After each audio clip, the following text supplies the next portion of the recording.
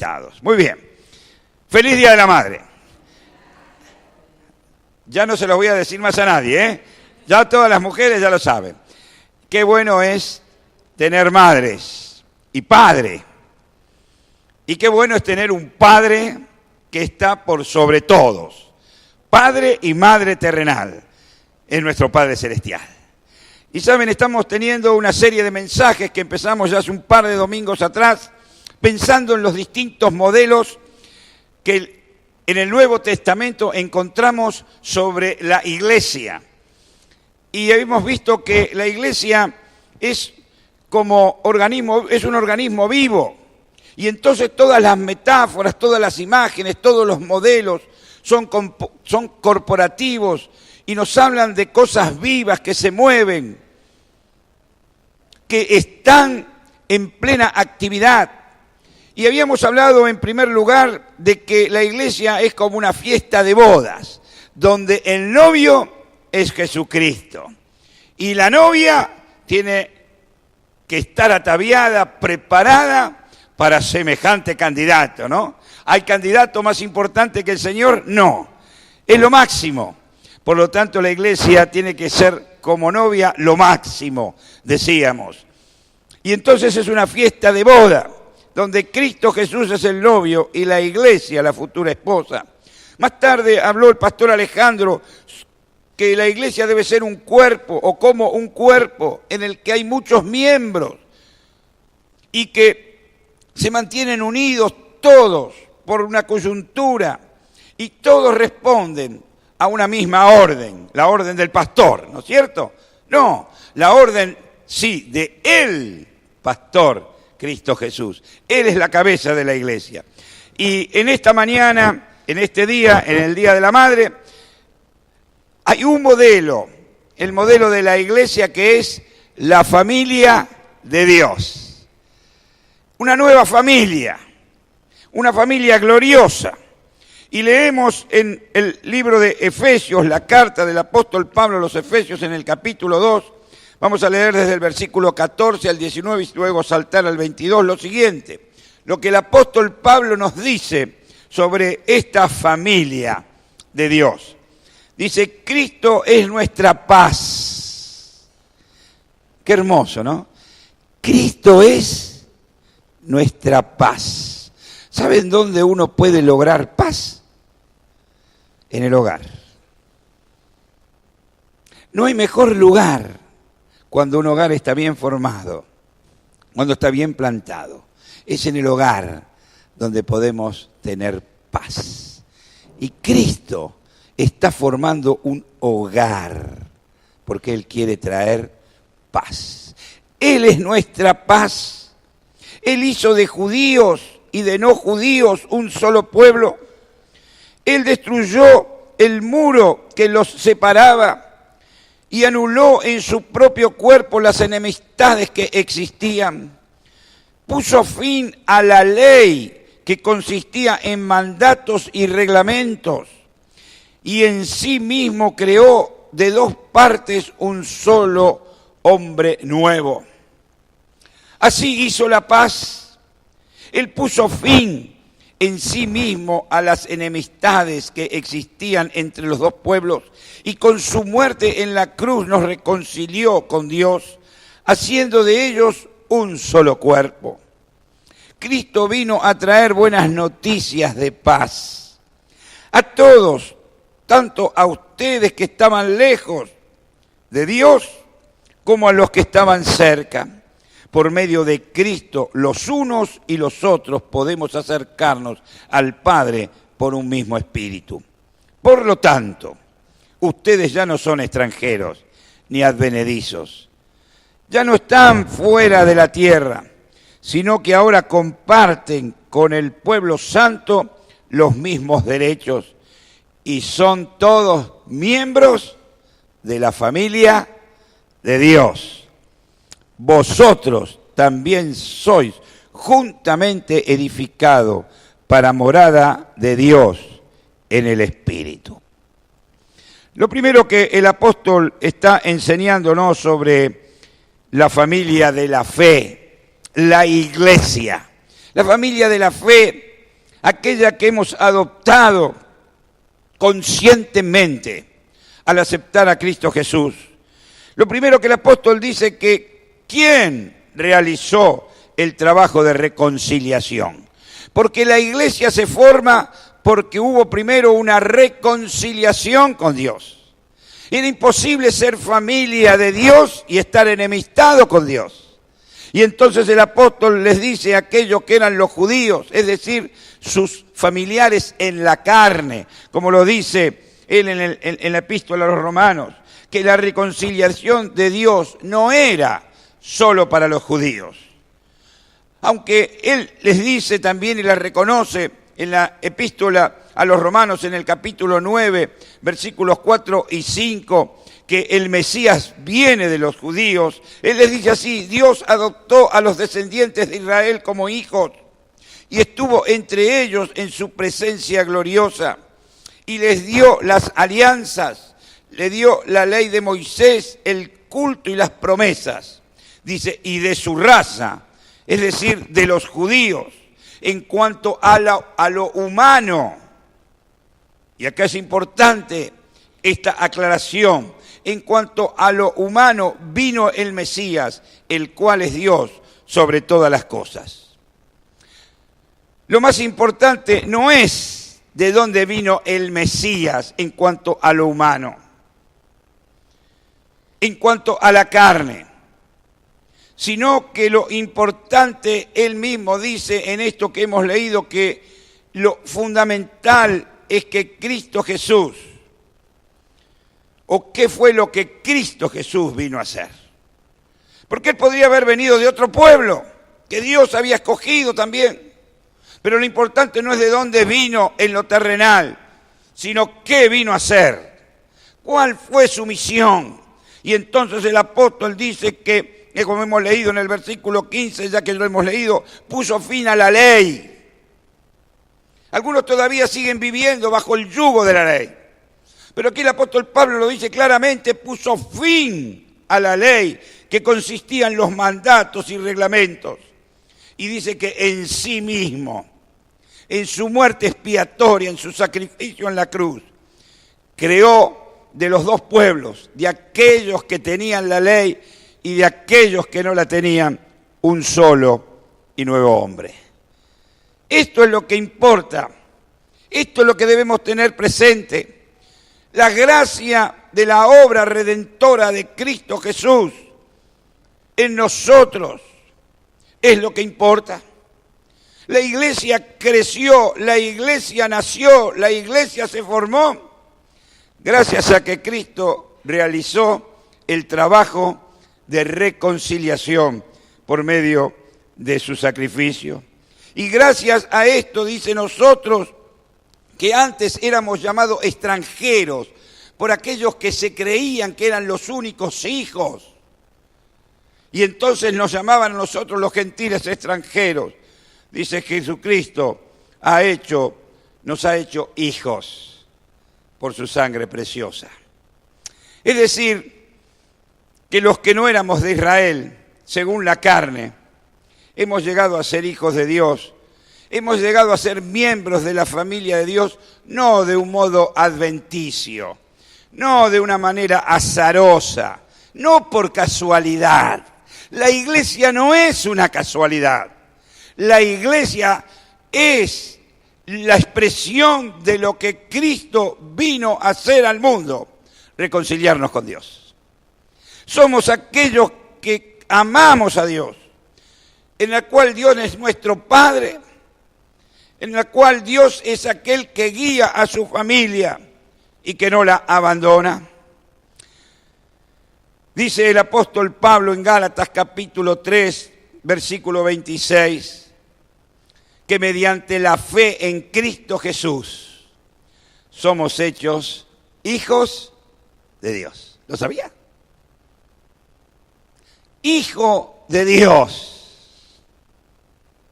No para que se ande pavoneando y creyendo que es un superhéroe. Hijo de Dios, para darle gloria al Padre que me adoptó y bendecir a los demás para decirles que ellos también en Cristo Jesús pueden formar parte de la familia. Lo segundo que el apóstol nos enseña es que Cristo abrió un camino directo al Padre. ¡Qué bárbaro! Esto es lo que más me gusta. No tengo que cumplir ritos. No tengo que hacer cosas raras. No tengo que venir cargando un animalito y ofrecerlo para ver si el Dios amoroso se digna a escucharme. No tengo que cumplir con nada. Solamente tengo que venir a Él en espíritu, humillado, delante de su presencia, reconocer el sacrificio de Jesucristo, hacerlo mío y vivirlo. Y en el nombre de Jesús, yo tengo un camino directo al Padre. ¿Qué significa esto? ¿Qué importante o qué importancia tiene? En la antigüedad, aquellos que querían hablar con Dios no podían. Le estaba vedado. Tenían que ir al sacerdote. Y el sacerdote tampoco. Porque para poder hablar y relacionarse con Dios tenían que hacer cosas especiales. Tenían que bañarse, limpiarse, purificarse de sus pecados, tomar el efod y así y tantas otras cosas que había como leyes y decretos para poder hablar con Dios. Y saben, lo más triste es que no estaban seguros que se hablaban o no con Dios. Ahora el apóstol dice, fíjense qué camino glorioso nos trajo, un camino de gracia, de gloria. Hebreos, el autor de la carta a los Hebreos, en el capítulo 4, versículo 16, dice, miren qué hermoso que es esto. Acercaos confiadamente al trono de la gracia para recibir misericordia y hallar la gracia que nos ayuda en el momento que más lo necesitamos. Qué hermoso, ¿no es cierto? Se cuenta la historia de un doctor, un premio Nobel, que había ganado un premio Nobel y entonces estaba en una conferencia en su casa, en una de las salas de su casa. Y allí estaban, se imaginan, todas las cremas. Estaban todos los grandes genios, bochos de la ciencia, ¿no es cierto? Y estaban escuchando y preguntándole a este científico premio Nobel, y entonces cuando se dirigían a él lo hacían con ese cargo honorífico, o ese título, perdón, honorífico. Doctor, dígame, ¿qué piensa usted, doctor, de esto? ¿Cómo se puede, doctor, trabajar en esto, y doctor de acá, y doctor de allá, y con el respeto y todo eso? Y de repente se siente que se abre una puerta. No le había puesto aceite. Y entra una mocosita de 3 años, llorando, y le dice, en medio de todos los grandes científicos, papi, papi, papi, arreglame la muñeca que se me rompió. Y entonces que era premio Nobel, ¿saben lo que hizo? ¿Pidió disculpas? No. Directamente atendió a su hija. Dijo, ya vuelvo, esperen un rato. Se fue a otra sala y después que arregló la muñeca o la situación, volvió a atender. ¿Saben? Dios es igual. Podemos entrar a la presencia como esta niña cuando las situaciones son lindas o cuando son complicadas. Porque Cristo, dice el apóstol, abrió este camino precioso, directo a su presencia. No tenemos que hacer nada raro, no tenemos que pedir permiso, no tenemos que hablar ni adular a Dios para ver si nos escucha, no tenemos que adornar nuestra conversación con palabras floridas, no tenemos que conjugar bien los verbos, qué suerte para mí. Mi señora me hace así porque sabe que soy un genio en idioma, ¿no? Y en verbos ni te cuento. ¡Qué bueno! No es necesario, sino que tenemos una entrada directa, amorosa, confiada, porque es una relación de familiaridad, de la misma manera que un padre y un hijo tienen. Cristo creó esta familiaridad para que tú entres en su presencia de esta manera. La tercera cosa, el apóstol nos habla por lo cual la iglesia existe. Es porque Dios pensó en cada uno de nosotros. Y dice que para ser parte de la iglesia no debemos ser ni extranjeros ni advenedizos. Qué palabra difícil, ¿no? Advenedizos. Yo tengo que buscar un poco en el diccionario para saber bien el sentido de lo que quería hacer, lo que quería decir. Se nos presenta a la iglesia siempre con imágenes vivas, ¿vieron? Ya lo dije, somos organismos, no organización, organismos vivos. Y cada organismo vivo todos sabemos que necesita alimento. Y la manera en que la iglesia se alimenta es a través de la interrelación de sus miembros. Por eso es que dice que no somos ni extranjeros ni advenedizos, sino miembros de la familia de Dios. Lamentablemente muchos son extranjeros y advenedizos en la iglesia. Viven como forasteros, viven como extranjeros en la iglesia, como si estuviesen de paso. Son como aquellos que a la familia la tienen cuando tienen problema o necesidad. No la van a visitar nunca, pero cuando hay dificultad o falta de dinero van, papi, necesito o no.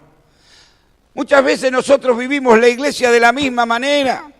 Vivimos como forasteros, como advenedizos, como transeúntes, como visitantes, que tal vez algún día en la semana, en algún mes, venimos a visitarlos. ¿Saben? El tiempo que tú dedicas a las cosas habla de la importancia que esas cosas tienen para vos. Si tú dedicas mucho tiempo a algo es porque eso es importante en tu vida, porque eso es la prioridad. Por eso es que consumes el tiempo en esto. Tiempo y importancia están directamente relacionados. Cuanto más tiempo dedicas es cuanto más te importa. Por eso yo a veces me pregunto, ¿cuánto tiempo dedicas a la familia de la fe? ¿Cuánto tiempo pasas pensando en tus hermanos en la fe? ¿Cuánto tiempo pasas orando por aquellos que sabés que están en problemas y dificultades? ¿Cuántos estuvimos orando por nuestros hermanos que en este viernes fueron operados? 3. ¿Cuántos estamos orando por aquellos que han perdido sus seres queridos y todavía están en duelo? ¿Cuántas veces los llamamos, los visitamos? Cuanto tú dediques tiempo, estás diciendo, te estoy entregando vida. Porque tiempo es vida.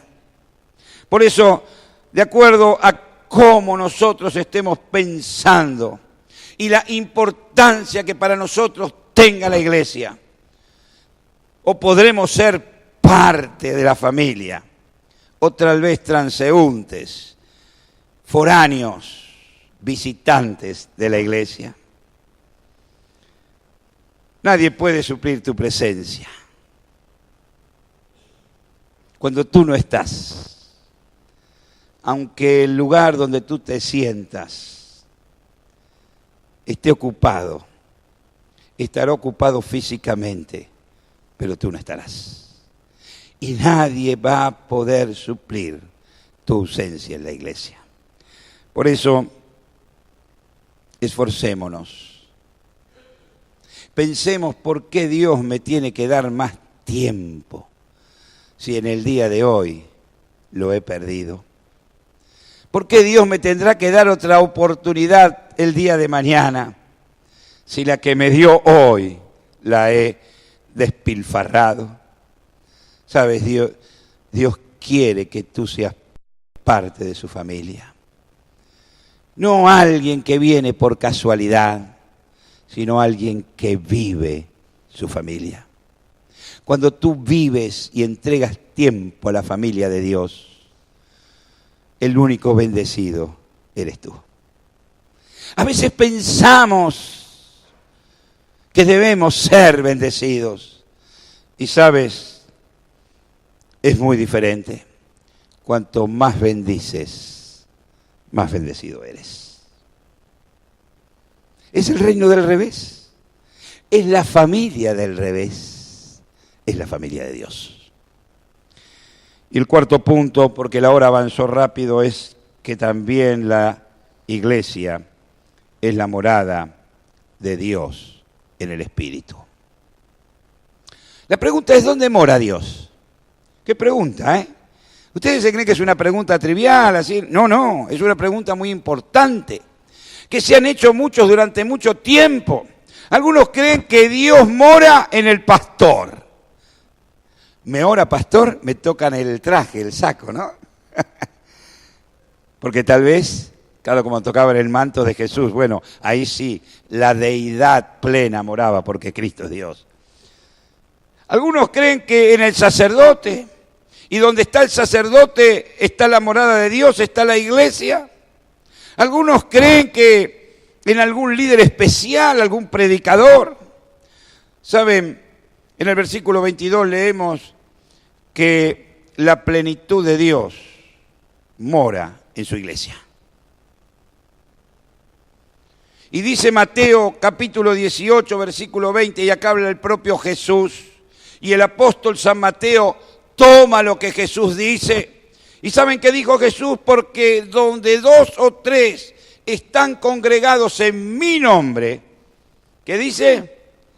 Allí estoy yo en medio de ellos. ¿Dónde está Dios? En medio de su pueblo.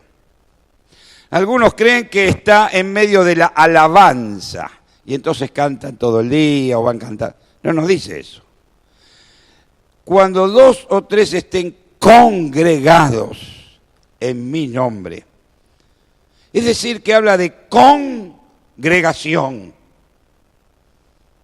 Y también dice cuando estén en un mismo sentir, porque podemos estar congregados en disenso.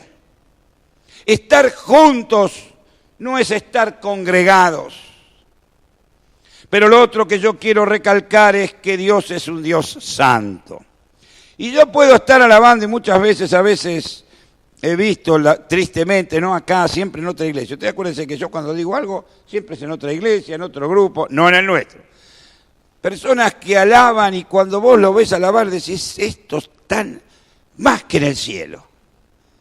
Y a veces me da vergüenza y lo miro y digo, ¿cómo puede ser que yo no? Me da vergüenza y envidia, digo, ¿cómo me gustaría ser tan espiritual? Y alaban y vos lo ves, es impresionante. La realidad es que Jesús no dice eso. Jesús no dice que Dios está en medio de la alabanza de su pueblo. Jesús está en medio de un pueblo que es santo. Y esto es lo que nosotros tenemos que entender, es en medio de un pueblo que tiene que ser llamado a la santidad porque Dios es santo. Por eso la congregación debe vivir en la santidad. Por eso debemos vivir buscando la presencia de Dios en unanimidad. No que todos pensamos iguales, sino que unánimes buscamos su presencia. A veces podemos ser una iglesia éticamente dividida, que vive una dualidad espiritual. Saben, allí no puede morar el Espíritu de Dios. El Espíritu de Dios no mora donde hay división. El Espíritu de Dios no mora donde hay celos, donde hay amarguras, donde hay hipocresía. El Espíritu de Dios obra donde varones y mujeres llenos de la presencia de Dios, en unidad, buscan que el Padre los visite y esté en medio de ellos para edificarlos y para edificarse mutuamente, en conjunto. Cuando esto ocurre en la familia de la fe, eso se transforma en la morada de Dios en la tierra. Porque no solamente Dios mora en el cielo, el deseo de Él es morar en tu vida y lo mora a través del Espíritu Santo, pero por sobre todas las cosas Él quiere morar en medio de su iglesia. Por eso algunos creen que Dios va a bendecir su ministerio. Y la Biblia nos enseña que Dios ha de bendecir tu ministerio. Él ha de bendecir el ministerio de su iglesia. Por eso algunos creen que Dios lo va a venir a buscar a Él. Y entonces no me voy a juntar con esto porque están en pecado. La Biblia dice que Dios va a venir a buscar a su iglesia. Y mientras no tengamos en claro esto, difícilmente hemos de poder vivir como iglesia, como congregación, como familia de fe, la morada de Dios en medio nuestro. Yo los animo a que esto sea lo que ustedes estén deseando, que sus corazones vibren para que la presencia de Dios more en medio nuestro. Y esto nos lleva a Gálatas capítulo 3, versículo 8. Porque cuando esto pasa, fíjense cómo piensa la congregación. Dice, donde ya no hay judío, ni griego, ni esclavo, ni libre. No hay varón ni mujer, todos estos problemas del feminismo y todos los que hemos vivido este fin de semana, no en las mujeres que construyen, ¿no?, sino en las que destruyen, buscando lo que ya Cristo les dio. Porque cuando una mujer tiene a Cristo no necesita igualarse a ningún varón, porque no es lo que puedo, lo que doy, es lo que soy. Y sabés, Cristo nos hizo a todos iguales. Por eso acá puede predicar una mujer como un varón. Nos puede dirigir como en esta mañana una mujer como un varón.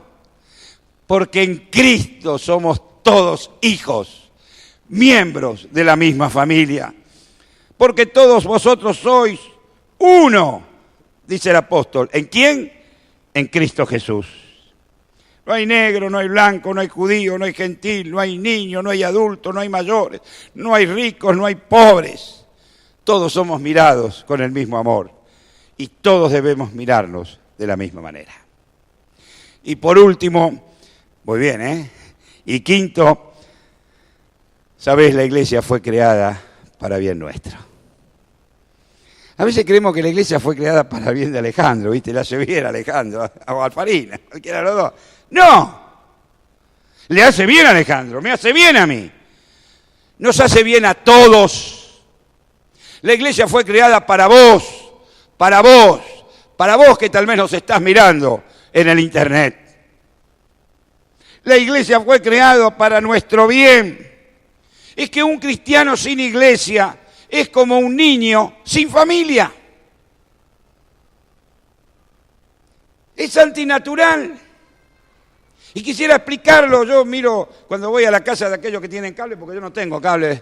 Tengo un televisor con una antena que ni el partido puedo ver. Y cuando hace el gol argentino, una vez cada tanto eso, ¿no? Y entonces que miro los programas esos de la National Geographic o cualquiera de estos programas, y miro, me gustan la de los animales, la de la vida animal, ¿no?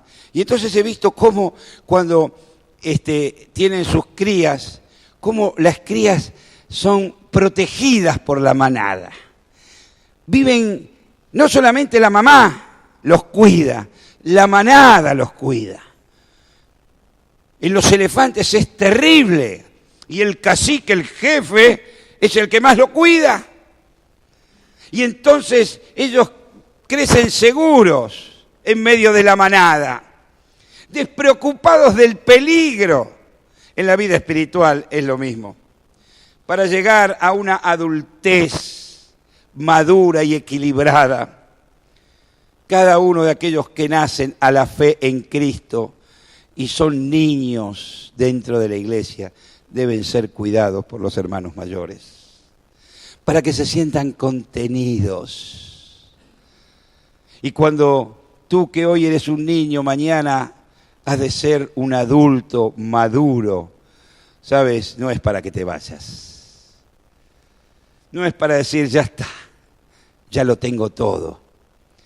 Es para que de la misma manera que te cuidaron a vos, tú cuides a otro. Y así, ¿saben? Hoy Satanás está sembrando en la mente y en el corazón de los hombres y de los cristianos en especial este individualismo. Bendita es la PC, yo no la uso y ni siquiera la tablet, ¿no? Fíjense, yo uso los papelitos todavía. Mi señora me dice, ¿para qué te la compré? Y bueno, ya la uso, ya la estoy usando en casa, practico. Pero este individualismo entre hombre, PC, hombre, está aislando al hombre, Satanás, porque presa aislada es presa fácil. ¿Y cuántas veces yo voy a la casa de algunos que hace tiempo que no los vemos y lo primero que me dicen es, pastor, qué lindo mensaje que tuvo? No, el mío, el de Alejandro. Me dicen, Alejandro, qué lindo mensaje que tuvo, cómo me divertí, qué bárbaro que estuvo.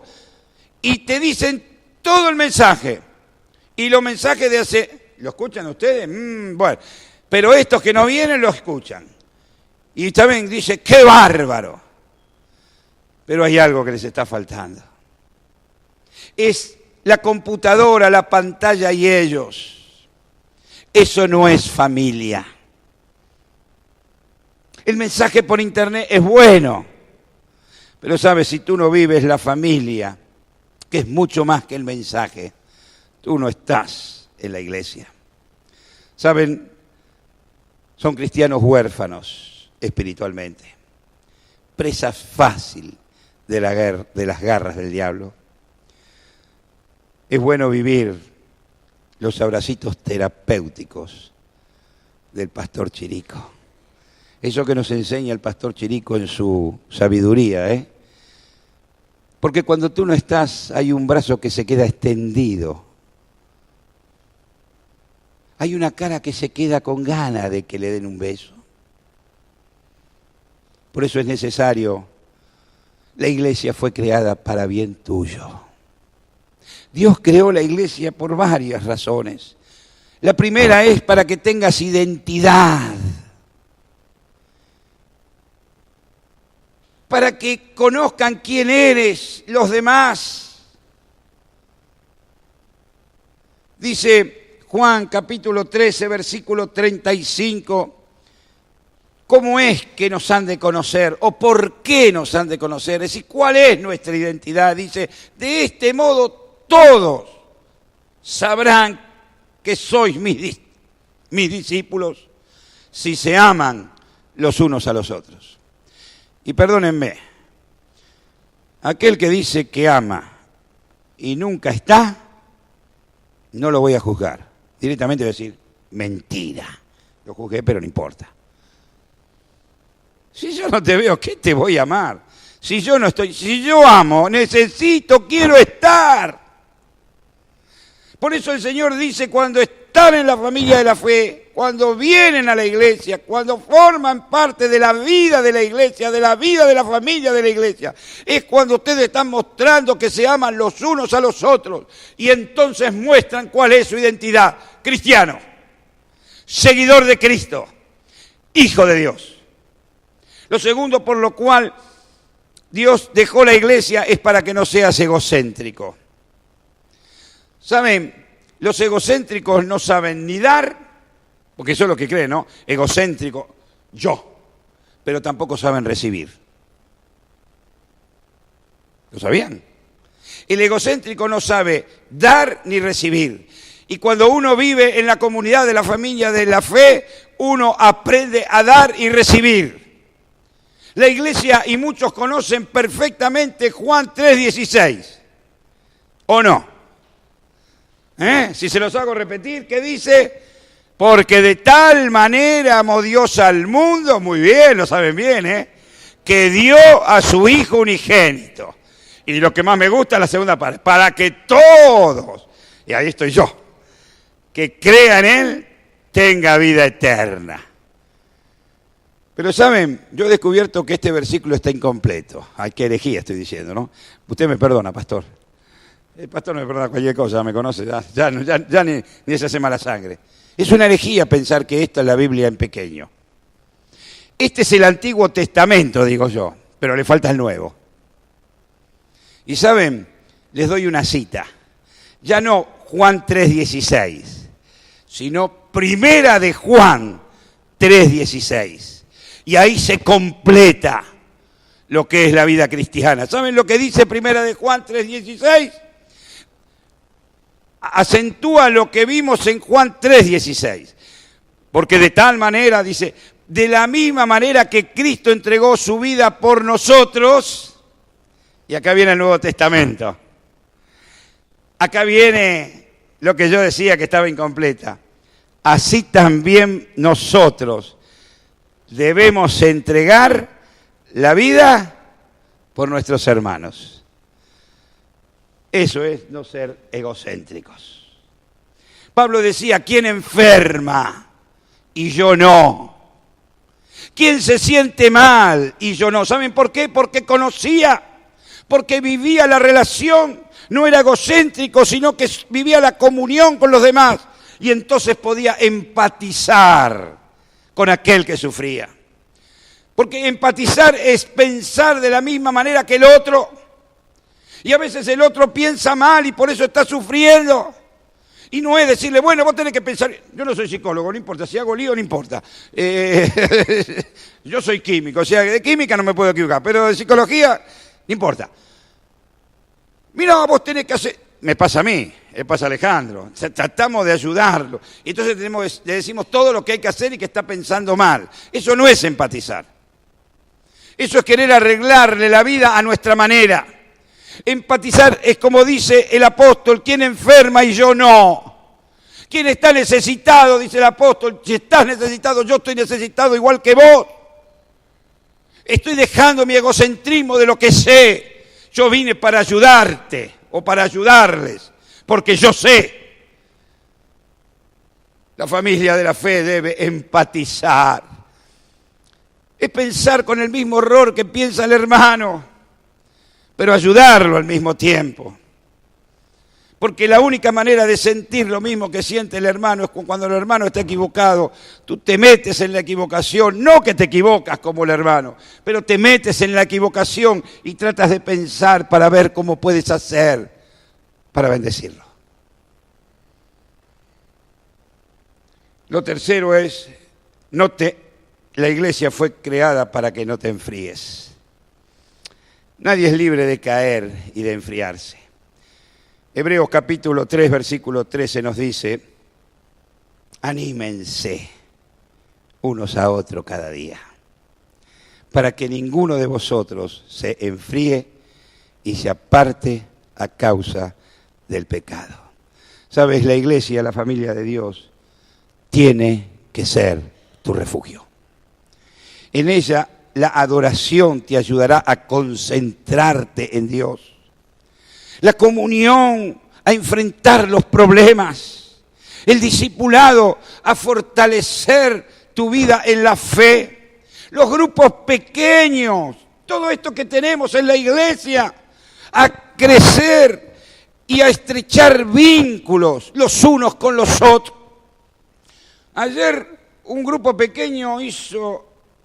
Paula va a tener familia dentro de 2 meses. Se adelantaron un montón, le hicieron un baby shower, cosas nuevas, viste que yo. Y dice que había un montón. ¿Se dan cuenta?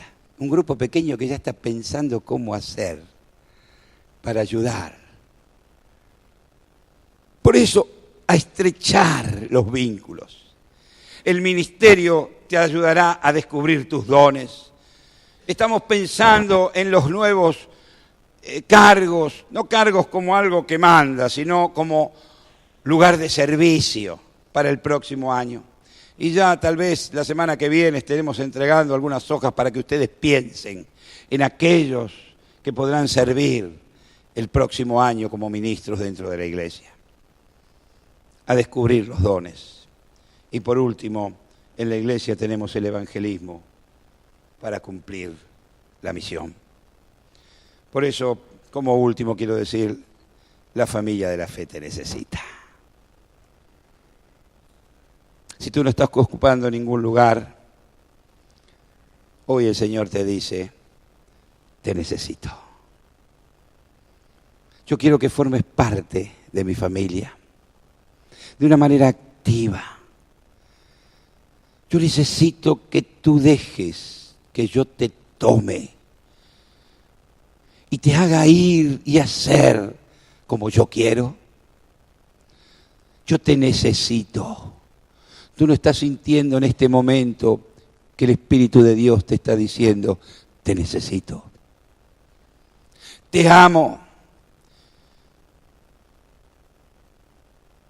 Sabes, yo quisiera terminar con una carta que un pastor le escribió a un amigo y hermano que se había alejado. Dice así la carta: una mañana de abril, escribe el pastor, ¿no es cierto? Llegué a una nueva familia. Vieron que los pastores vamos de un lado para el otro. Lamentablemente a veces no podemos, estamos empezando a crear grandes vínculos y Dios te lleva a otro lado, porque en otro lado son necesarios. Bueno, esa es la vida del pastor. Una mañana de abril llegué a una nueva familia, donde fui llamado a servir por el gran capitán, porque el único que manda es Cristo. Me impactó el compromiso, la actitud de servicio, la calidez humana de esta, mi nueva familia, mi nuevo hogar. Todos con ganas de ser parte en la misión.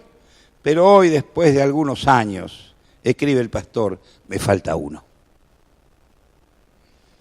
Ese que hablaba poco, que observaba mucho, que era de generoso corazón, conocedor cabal de la responsabilidad que implica estar en las filas de nuestro gran capitán, Cristo Jesús. Desde cada amanecer hasta la primera estrella, nunca faltó en la trinchera. Siempre sumó y jamás restó. Era de sonrisa amplia, de pie rápido, de actitud pronta. Y entonces subraya, me hace falta este. Tal vez ha sido el cansancio, el paso pesado de los días, un calendario agobiante, una herida en el corazón que todavía no cicatrizó, o a lo mejor una nueva misión que le está pesando, que le es difícil llevar a cabo. No importa, yo seguiré esperando, me hace falta ese.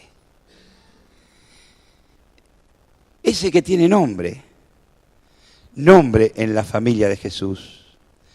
Un nombre que jamás será borrado porque está escrito en el libro familiar, en el gran libro, aquel que fue impreso y escrito con la sangre de sacrificio.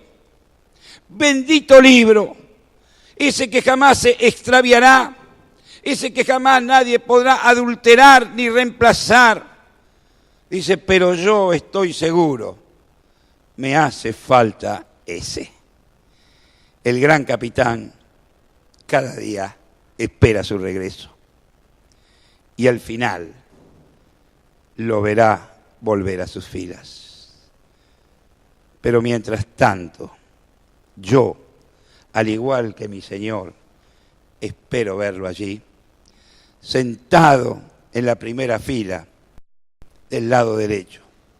Y aunque sé que en la victoria final, allá en la patria celestial, en aquella que conquistó el gran capitán, no faltará, todavía hoy me hace falta ese. Y termina, ese que nadie podrá reemplazar. Por eso le pido hoy a mi amado capitán que vuelva. Me hace falta ese. Firma el pastor. Tal vez a ti todavía no te ha llegado esta carta. Te la he leído. Yo sé que ustedes son los que están.